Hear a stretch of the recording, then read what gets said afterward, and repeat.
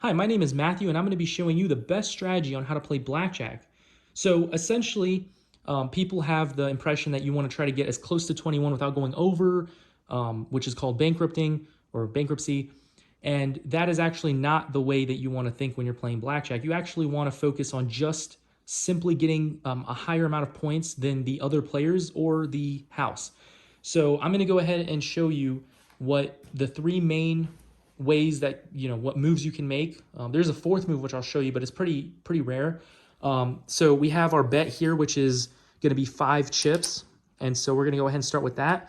Now the dealer's on the right side, and I'm on the left side playing as the player. So the dealer's going to go ahead and deal me a card as the player, which is that the house is going to deal me a card. Then they're going to deal themselves a card. Then they're going to deal me another card, and then at that point they're going to deal themselves the last card. Now, in this situation, when you're playing just against the house, one of their cards are down, and they can essentially look at the card, but I can't until the game is at the end.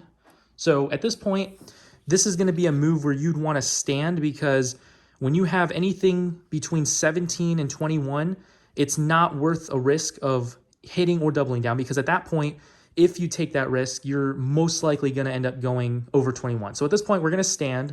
So the dealer is going to flip his card, and he has 15. So when you're playing against the house, they have to, if the rules are set for the house to get at least 17 or higher, they're going to go ahead and take one more card so that they can try to see if they can beat you. And at this point, the dealer has gotten 17 points, which means they can't hit anymore, even though they're not over 21 and they're not ahead of us. We have automatically won the game at this point by standing. So that's the first move of the game. Now we're going to go ahead and I'm going to show you the next move, which is hitting. So in this situation, we're going to have the dealer deal us a card and then deal themselves a card. Next, he's going to deal us another card, and then he's going to deal himself a face-up card. At this point, because this is an amount lower than 12 points, you don't want to choose doubling down. You want to choose hitting, because if you have less than 13 to 16 points, the problem is if you hit or if you double down, you can only take one more card. And at that point, if it's a very low amount, you're most likely going to end up losing to the other player or the house in the situation. So we're going to go ahead and hit. So we're going to, wave our hand to show in symbolic. So the dealer is going to go ahead and give us one more card. So right now we're at 7. At this point, we're at 11. So he's going to give us another card because we can choose to hit again. And now we are at 13, so we're going to take one more card because we're still pretty low. And now we are at, so this is 5, 9, 13, and that's 19. So at this point, because we're at such a high amount that's really close to 21, there's a very small chance that we could actually get to 21. So we're going to go ahead and stand, and the dealer is going to flip his card now. Okay, so he's at 14, so he's going to have to draw one more card. So he can go ahead and draw another card. And at this point, he actually went over 21. So the dealer has bankrupt, and we are still in the game. So we've basically won the round because that's the only other player. So in this situation of hitting, we have won again. So that's the way that you would want to go in that situation. So now I'm going to show you the next situation or scenario where the dealer is going to deal us the cards, and we are going to have the opportunity to double down. So he's going to give us the first card, then he's going to deal himself another card face down, deal us the next card, and then he's going to deal himself the last card, which is going to be face up. So we are actually at 15, which means if we're between 13 and 16, that is the best scenario to double down. So we're going to go ahead and double down by taking another bet, doubling the bet of 5 chips to 10 chips. And he's going to give us one card, because you can only draw one card once you double down. And at that point, no matter what the situation is, whether we went over 21, whether we're under 21, this is our final hand, which happens to be under 21. So this is actually 15. This is 20. So now the dealer is going to go ahead, and he is going to flip his card over.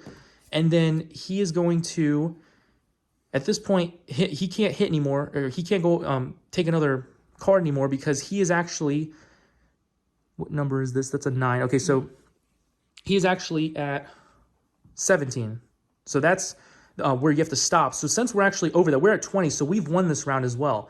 So at this point, we won again, and this is doubling down. So we're going to go ahead and do the final scenario, which is pretty rare, but we're going to go ahead and try this out. So the dealer's going to deal us our card. So he deals us the first one. He's going to deal himself the second. Deal us the last card.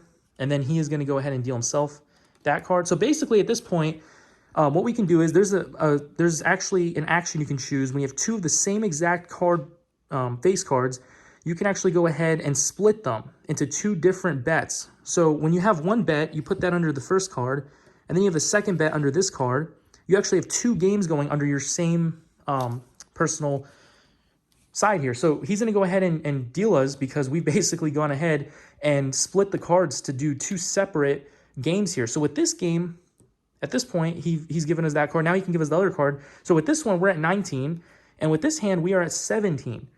So at this point right now, we are actually in a very good spot. So we're going to stand. We're not going to hit anymore on either side. And so the dealer is going to flip his card because right now, the only way he can win, and he's stuck at 17 because he can't go any higher. So basically, we've won both hands. In the situation, sometimes you might lose one hand because if the dealer has a higher amount on one hand than the other, you may lose one hand but keep the other one. So in this situation, we have 19 and 17 over here. So, 17 and 19. So we've actually tied and won on one hand. So we actually won with this hand, but we also tied with this one. So we didn't lose, but we also did tie with this hand because they're both the same amount. So in this situation, this is probably the best way to go about it if you have the opportunity to split the two cards that are the same face value. So again, we have the options of splitting, which is what we just did. We have standing, which is when you're going to choose to not take any extra cards. Hitting is when you have such a low amount of cards or points, value of cards, when you want to go ahead and just continue drawing cards until you have a sufficient amount, hopefully not going over 21. And then doubling down is when you're in between the amount of points of 13 and 16, because at that point you have a good chance. It's like a pretty decent halfway chance, like 50% chance that you're going to end up either getting really close to 21 and then getting double the bet. And then also, losing the game. But as well, that's the best scenario because if you do it at any other point, you're going to have a better chance of losing at that point. So I hope this definitely helps you guys in the future. And remember that you don't want to, you definitely want to make sure that you use these strategies so you don't lose at Vegas. So hopefully this will help you to win some more games when you're out betting.